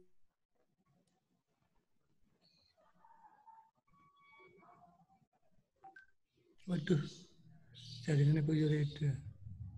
Ya, ini ada, mohon maaf Bapak Ibu, kita menunggu sebentar. Sepertinya jaringannya Bu Siti Zuraida ada kendala. Ini nanti setelah Bu Yurida, Bu Yurida ada Mbak Nova. Terus, Monggo dilanjutkan. Teruskan ya. Baik, Ibu dipersilahkan. Tadi jaga jarak. Kemudian ya, ketiga, kalau cuci tangan masih bisa lah anak. Anak masker sama jaga jaraknya. Perilaku itu yang harus disasati. Di Cina mensiasati untuk anak sekolah itu kan pakai topi yang jaraknya 1 meter itu loh panjang. Jadi terpaksa dia harus jaga jarak itu di sana. Jadi itu inovasi itu yang harus dilakukan. Kemudian kelompok-kelompok ini bayi balita itu yang tadi saya katakan rentannya karena dia tidak bisa melakukan pendidikan, tergantung kita orang tuanya. Jadi kita ini yang intinya sebelum ada vaksin, virus ini kan jangan ada di kerumunan, itu saja. Kalau anak diajak di kerumunan termasuk sekolah kan kerumunan. Nah itu yang sangat risiko. Kami saja yang orang dewasa saling mengingatkan. Rapat semua sudah tahu harus pojok mana, itu yang harus kita lakukan. Selama itu kita lakukan, seperti pas lagi contoh, ketika jaga jarak, terus konangan ada 1 positif, sudah kita rapid, kemudian kita lakukan swab, tidak ada penularan. Gitu. Kalau kita sendiri safe dan ini melakukan protokol itu, insya Allah penularan bisa kita hindari. Gitu, Bu. Makasih. Ya, baik Ibu, terima kasih penjelasannya karena kami di dunia pendidikan tentu saja kita untuk mengambil kebijakan itu perlu banyak pertimbangan terkait dengan kondisi peserta didik kita. Jadi kalau bicara tentang sekolah tentu saja kita ada banyak komponen di sana, ada sarana prasarana yang memang harus mendukung. Kalau tadi jaga jarak 1 meter atau 1,5 meter, saya kira jumlah peserta didik kita yang cukup banyak itu belum memungkinkan untuk terjadinya. Iya, misalnya pembelajaran di kelas tentu saja seperti itu. Selain itu juga bagi shift, Bu. Kalau shift nanti malah yang daya tahan tubuhnya berkurang, gurunya nanti Ibu. Jadi jumlah jamnya menjadi melebihi seperti itu. Mungkin dari sisi jarak juga nanti agak kesulitan, kemudian dari sisi persiapan sarana prasarana juga kita harus betul-betul menyiapkan tadi kalau iya seperti itu untuk mendukung protokol kesehatan. Selain itu juga mungkin habit anak didik kita juga tadi mungkin di kehidupan sehari-hari sudah terbiasa bergaul dengan teman-temannya, lupa kalau ini masih pada darurat COVID-19 begitu Ibu. Ya. Pak Tarina, Pak Zainuri. Mudah-mudahan itu nanti sebelum new normal sudah bisa kita lakukan protokol-protokolnya. Monggo Pak Zainuri. Kami persilahkan kepada Pak Zainuri untuk menyampaikan? Mungkin ada hal yang perlu didiskusikan?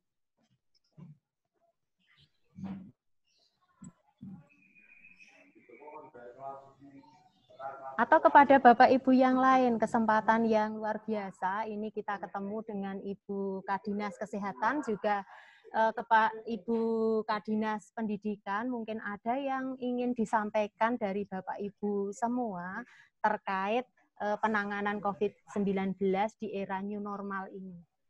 Pak Jainuri tadi sudah siap, Pak Bu? Siap tanya. Sudah keluar suaranya tadi. Oh, begitu. Pak Jan, monggo. Setelah Pak Jainuri, Bu Novita Astuti dari TK Aba 4. Monggo Pak Jen. Aku cek ning warung. Monggo Mbak Novita dulu aja.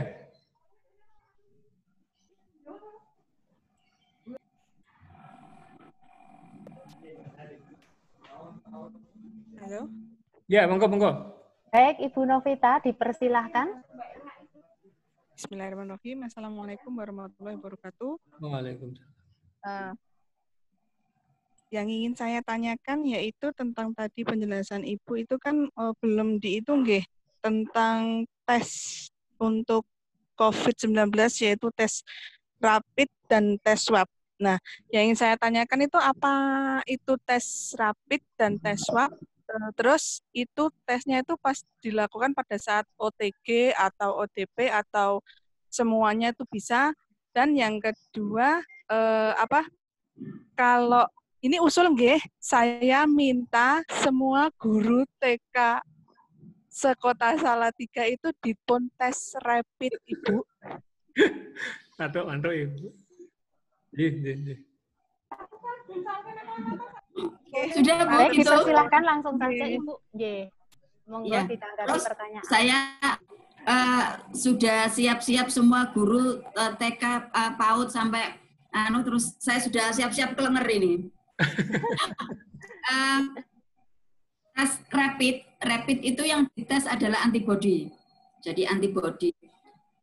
Awal kemarin kebijakan yang dites rapid itu adalah orang-orang yang punya kontak erat. Jadi kontak erat dengan kasus positif. Bisa OTG, bisa ODP. Kalau PDP jelas di swab. Nah, ini antibody untuk melihat reaksi secepat mungkin. Tes ini 15 menit sudah bisa, hasilnya sudah diketahui. Nah, kemudian yang kontak erat positif langsung kita tes. Yang swab, hasil reaktif dari tes rapid ini langsung kita ambil swab. Tes swab itu ngambil sampel di tenggorok sama di hidung, noso sama orofaring. Nah, ini untuk mencari yang betul-betul real. Jadi tes laborat PCR yang dicari adalah virusnya. Jadi kalau antibody bisa saja terbentuk antibody disebabkan oleh sudah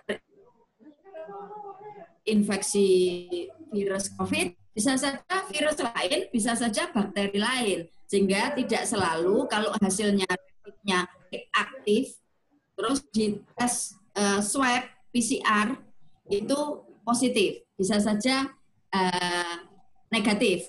Atau sebaliknya, dari tes rapid non-reaktif, apa mungkin swab PCR-nya positif? Bisa karena masa inkubasi penyakit ini di rapid belum terjadi pembentukan antibody, jadi non-reaktif. Tapi seminggu atau berapa hari sudah terbentuk atau sebetulnya sudah ada virusnya. Karena itu hasil ini kalau rapid untuk mengetahui sesegera mungkin. Menghadapi new normal ini, kami memang berupaya merubah strategi. Jadi yang kita lakukan tes rapid bukan hanya yang tadi kontak erat, tapi pada kelompok masyarakat. Bisa nanti guru tapi tidak bisa semuanya. Jadi kita ini kan tes acak. Tes acak tidak semua populasi. Kelenger nanti.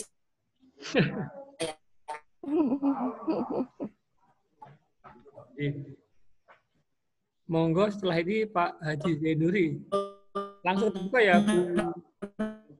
Semuanya. Jadi seperti halo. Iya Bu. Bisa lanjut? Ya Bu. Ya. Ya, Nanti yang tes rapid untuk guru akan saya komunikasikan dengan Kepala Dinas Pendidikan, tetap secara acak nanti sampling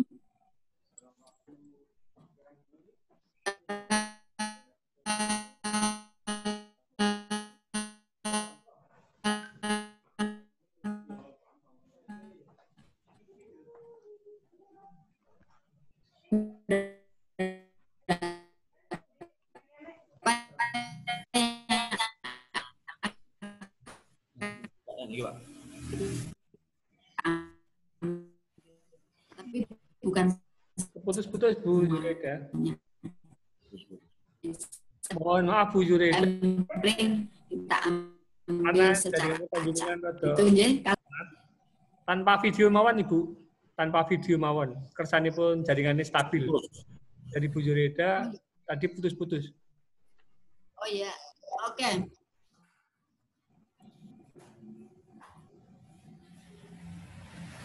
Ya. Ya, saya ulang ya. Yeah. Tes rapid tidak mungkin saya lakukan di semua masyarakat, tetapi secara acak sampling di komunitas pasar, mall, tukang parkir, sopir, ASN, dan nanti guru akan kita lakukan juga, kita ambil secara acak. Nanti kita bicarakan bersama Kepala Dinas Pendidikan. Jadi mohon maaf, tidak semuanya akan kita tes.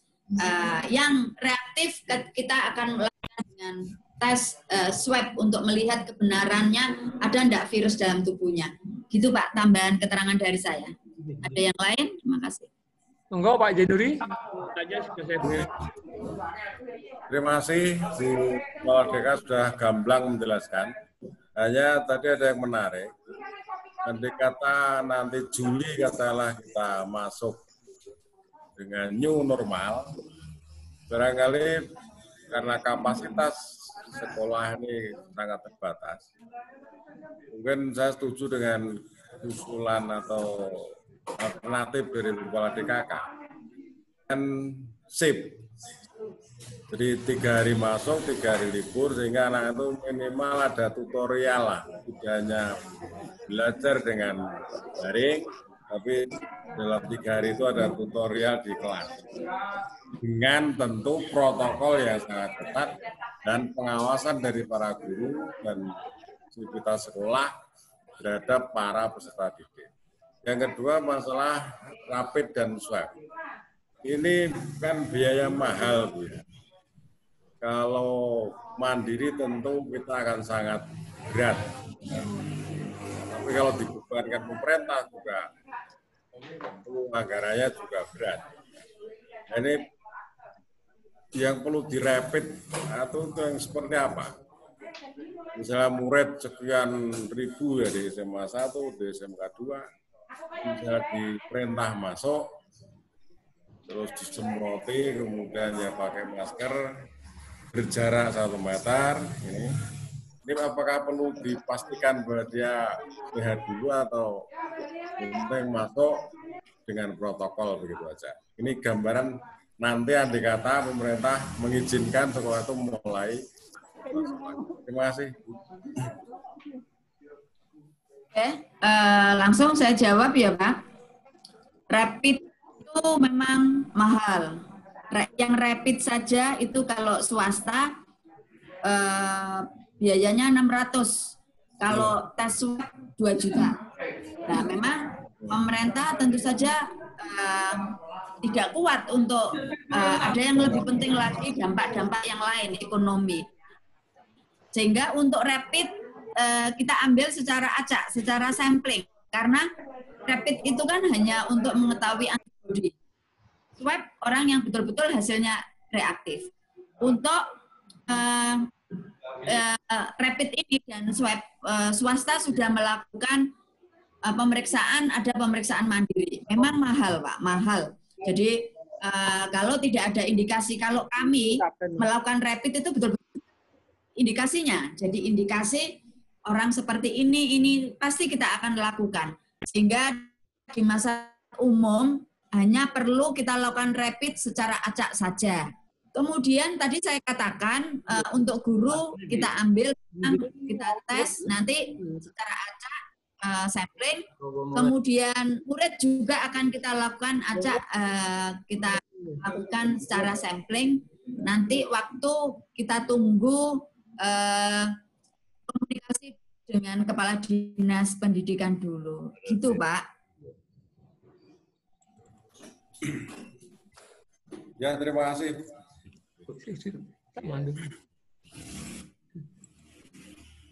Bu Katarina. Hilang.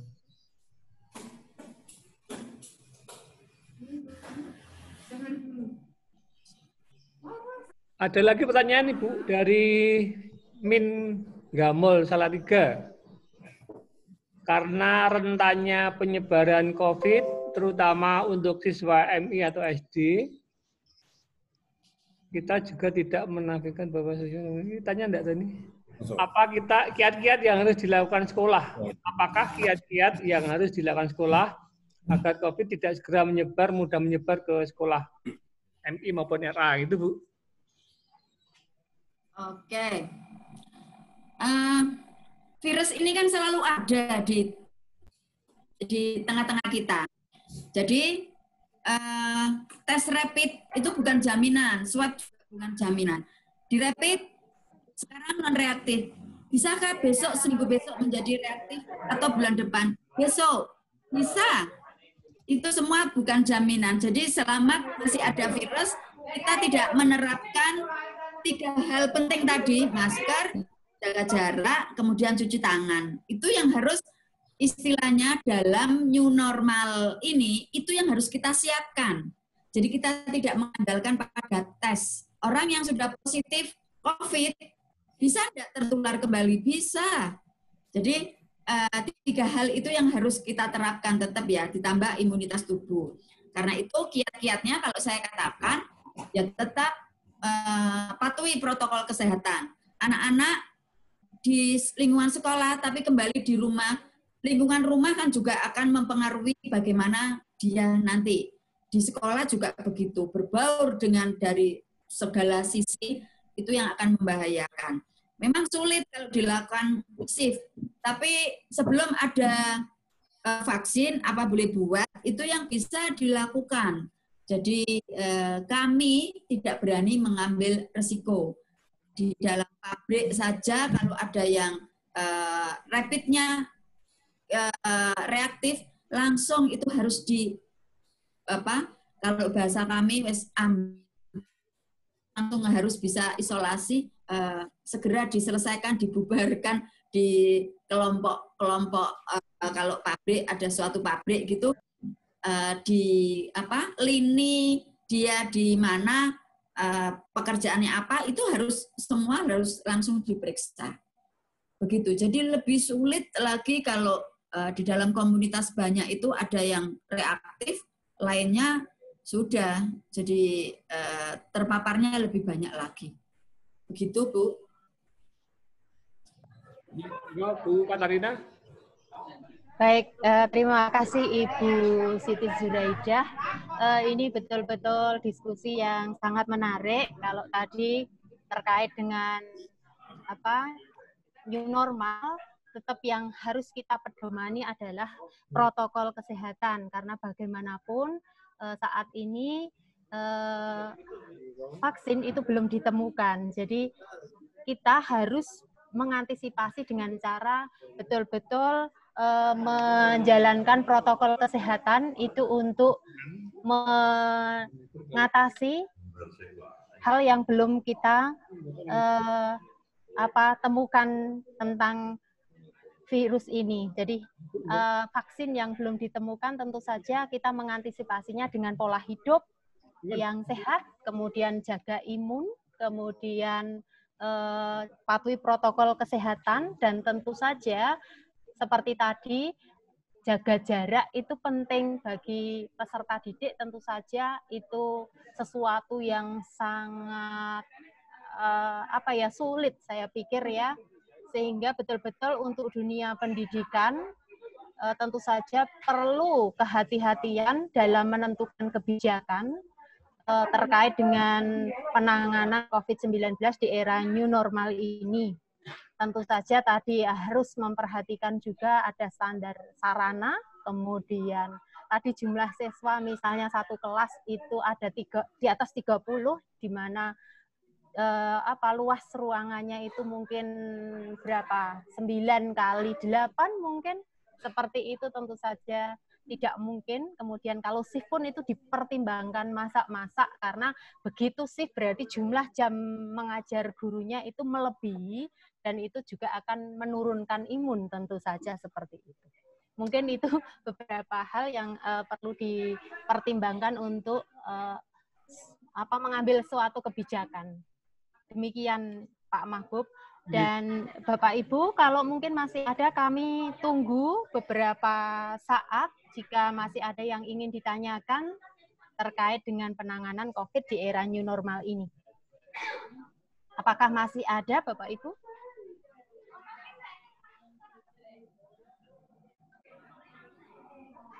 Cukup lah ya, cukup. Itu siapa itu? Oh, Pak Agus mau tanya, Pak Agus. Pak Agus. Oh, Pak Agus. Terakhir, Pak Agus. Mungkin ini yang terakhir ya dari Yang Pak terakhir, Agus. karena Kami persilakan Pak Agus. Baik, Pak Agus. Terima kasih. Assalamualaikum warahmatullahi wabarakatuh. Pada yang terhormat Ibu Siti Yuraida, satu saja Bu yang ingin kami tanyakan terkait dengan mengatasi COVID-19 atau virus corona ini. Salah satunya adalah kita berusaha untuk meningkatkan imunitas diri. Nah, ini mohon untuk bisa diberi saran dan petunjuk terkait bagaimana meningkatkan imunitas diri kita pribadi masing-masing, Bu. Lain dengan gizi dan yang lain-lain apa saja itu. Terima kasih, Bu. Terima kasih. Imunitas ya. Allah Subhanahu wa Ta'ala itu sebetulnya kan sudah memberikan bekal pada setiap tubuh manusia itu ada alat benteng perlindungan atau pertahanan diri. Itu yang kalau dites rapid tadi, yang untuk dites adakah antibodinya atau tidak. Nah, untuk meningkatkan itu yang menjadi imunitas tubuh kita, memang syaratnya yang paling kalau pada anak-anak itu asupan gizi, jelas gizi. Jadi makanan yang bergizi, kalau dulu sekarang sudah tidak berlaku istilah 4 sehat 5 sempurna ya Bapak Ibu, tetapi makanan yang berimbang. Berimbang ya memang harus ada karbohidrat, sayur, buah, protein, dan ini untuk meningkatkan imun lebih diprioritaskan itu banyak ke yang mengandung vitamin, enzim, yaitu pada buah sayur ya. Ingat, buah sayur lebih banyak, apalagi untuk kita yang orang-orang sudah tua, lebih banyak buah sayur bukan daging ya. Beda kalau anak itu masih dibutuhkan, tapi seperti kita itu sebetulnya sudah tidak banyak bermanfaat untuk daging ya. Mohon maaf bagi yang senang sate ya. Jadi saya kan ngomong harus apa adanya. Jadi buah, sayur, banyak air putih. Ingat air putih hangat. Anak-anak pun dibiasakan minum air putih hangat ya. Suasana COVID ini air putih hangat. Kemudian vitamin. Kalau kita vitamin itu kan mengandung unsur vitamin-vitamin tadi ya, vitamin yang dibutuhkan tubuh, yang sebetulnya ada di buah dan sayur. Tapi kalau kita tidak bisa mengkonsumsi banyak, ya tambahi. Kalau orang dewasa seperti BC itu kan banyak mengandung vitamin B, C, sama E. Atau juga Kaviplex, atau banyaklah Imbos. Imbos itu mahal. Yang penting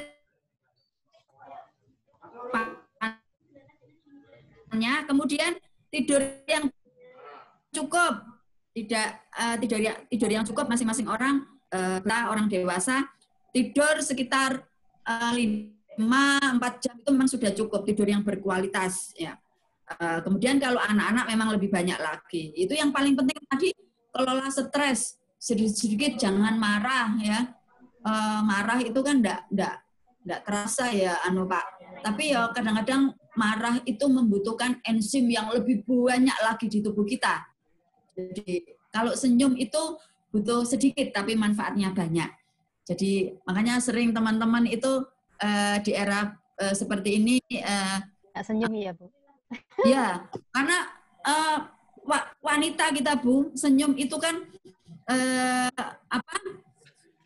kerut itu akan berkurang. Tapi kalau marah itu butuh urat yang lebih banyak lagi. Sehingga itu yang menurunkan imun.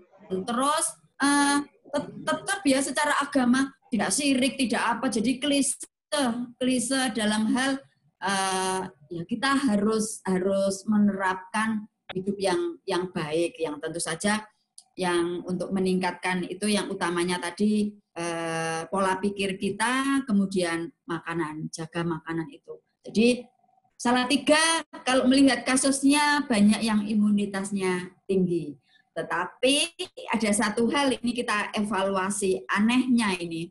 Seharusnya anak muda kan lebih usia muda itu imunnya lebih tinggi dibanding yang sudah tua, usia lanjut. Itu yang kita khawatirkan awalnya. Tapi ternyata yang usia lanjut itu ketika positif lebih cepat pulang, evaluasi lebih cepat sembuh negatif.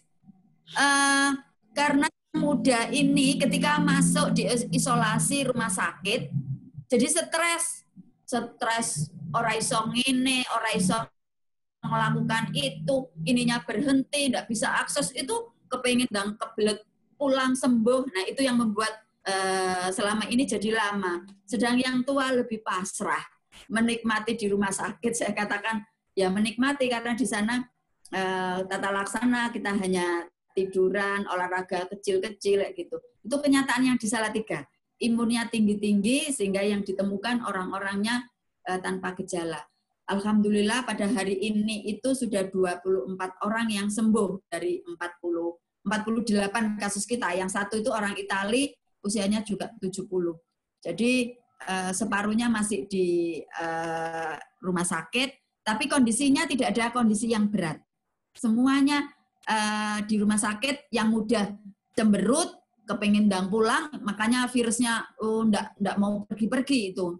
Antibodi tubuh tidak mampu melawan, jadi virus sebetulnya bisa disambi, disambi, tetap lakukan aktivitas yang menyenangkan, utamanya ibu-ibu tidak bisa ke mall, ya tidak usah sedih, kan bisa online gitu ya, terutama itu Bu Katarina. Gitu. Betul Ibu. Ya memang demi tujuan yang lebih besar tentu saja kita harus bisa mengendalikan diri. Karena ini menyangkut kepentingan banyak orang. Ya. Lakukan semua aktivitas yang menyenangkan ya Bapak Ibu semuanya. Saya aja di tengah-tengah tidak berhenti, tidak pernah libur. Malam-malam kalau saya telat jawab WA orangnya marah, menganggap saya sengaja seperti itu. Jadi saya ya sudah, kalau saya untuk mau marah gitu, HP saya taruh gitu aja, sudah mati. Dimatikan itu aja sudah. Semua harus bisa mengelola stres diri masing-masing. Gitu. Mohon maaf ya Bu, karena jam 11 ada aktivitas rapat lebih lanjut. Semoga memuaskan semua pihak. Saya tidak kemungkinan kalau ada pertanyaan bisa ke WA saya atau ke nomor call center juga akan tetap saya jawab ya. Demikian saya mohon diri, mohon maaf kalau tidak bisa memuaskan semua pihak. Ya saya terbiasa hanya memuaskan satu orang di rumah, jadi yang lainnya silakan gitu. Ya, mohon maaf, saya Mohon diri. Assalamualaikum warahmatullahi wabarakatuh. Baik, Ibu, terima kasih banyak atas waktu yang diberikan dan sharing banyak hal tentang penanganan COVID-19 di Salatiga. Tentu ini memberi pencerahan bagi kita semua, utamanya guru-guru di dalam menyongsong new normal di lingkungan sekolahnya masing-masing. Bapak Ibu yang saya hormati, kita sudah sampai di penghujung acara Halal Bihalal PGRI Kota Salatiga. Saya selaku moderator dan yang mengantarkan acara pada pagi hingga siang hari ini, mohon maaf sekiranya ada kesalahan dan kekhilafan dari saya. Saya mohon maaf.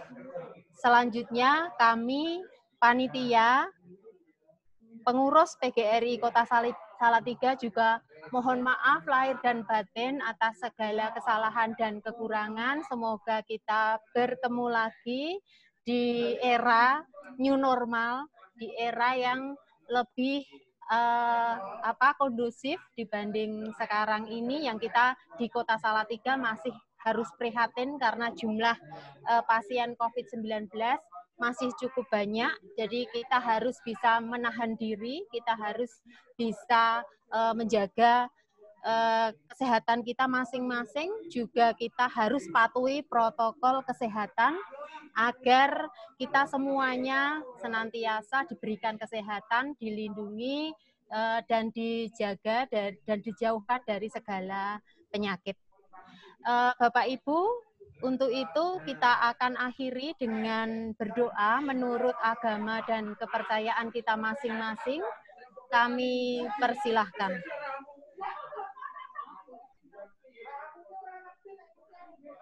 Berdoa cukup. Sekali lagi kami mohon maaf atas segala kekurangan dan kekhilafan. Sampai bertemu lagi di lain kesempatan. Selamat siang. Wassalamualaikum warahmatullahi wabarakatuh. Atas nama panitia juga mengucapkan terima kasih kepada keluarga besar SMP Negeri 2 Salatiga yang telah berkenan meminjamkan aplikasi Zoom Meeting berbayar ini sehingga kita bisa menyelenggarakan halal bihalal meskipun jumlahnya tidak signifikan sebagaimana rencana kita. Hanya 125 peserta hari ini Bapak Ibu sekalian yang menghendaki record ini insya Allah nanti akan kita upload di YouTube dan panjenengan kalau minta akan kita kirimi. Terima kasih. Makasih sekali Pak Eka Chandra dan Bu Mujiati atas nama operator SMP Negeri 2. Terima kasih atas Sama-sama, Pak. Semoga bisa berjalan dengan lancar pertemuan mendatang. Terima kasih.